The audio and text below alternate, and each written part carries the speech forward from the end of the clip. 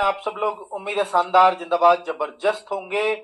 और बच्चों, SSC GD का जो नवंबर में आपको इंतजार था, नवंबर 30 जा चुका है, आज 1 दिसंबर हो चुका है।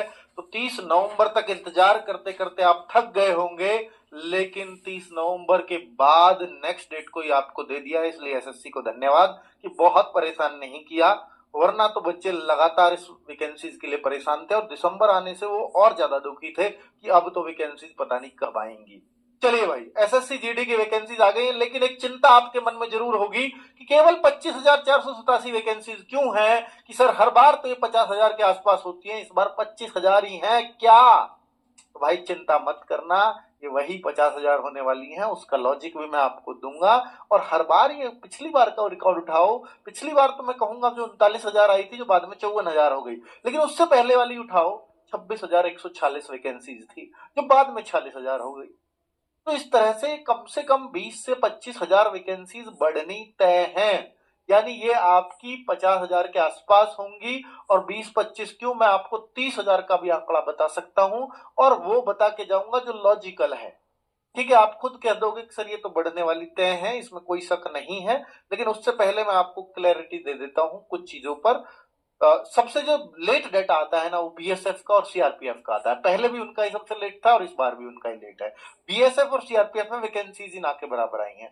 जो इसमें 25,000 में एड ऑन होंगी तो आराम से 50,000 45,000 के आसपास बैठ जाएंगी, तो उसकी चिंता नहीं है आपको। और सबसे बड़ी बात बच्चों, कि जो बच्चे, देखिए सबसे अच्छी बात कि ये पिछले 5-6 सालों से ये भर्ती नियमित रूप से चल रही है, हर साल वैकेंसीज आती हैं।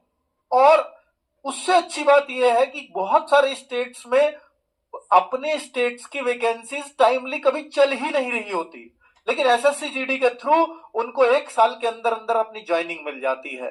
और हर स्टेट से फिक्स कोटा है कि अगर आप असम के हो तो ऐसा नहीं है कि असम का बच्चा, तो असम के बच्चों को असम से ही कंपटीशन लड़ना है। तो आप ऐसे समझिए जैसे आप अपने स्टेट की वैकेंसी देख रहे हैं।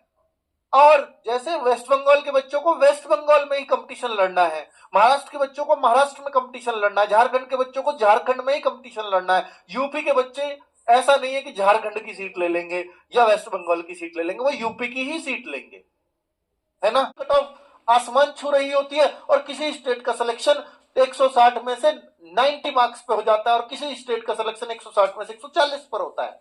उसका कारण यही है क्योंकि स्टेट वाइज वैकेंसीज है। चलिए, तो मेरे भाई आरपीएफ इस बार अभी आया नहीं है, आगे आएगा या नहीं आएगा चांस नहीं लग रहे हैं। आरपीएफ के चांस नहीं है, वरना यहां 0 वैकेंसीज लिखी हुई होती।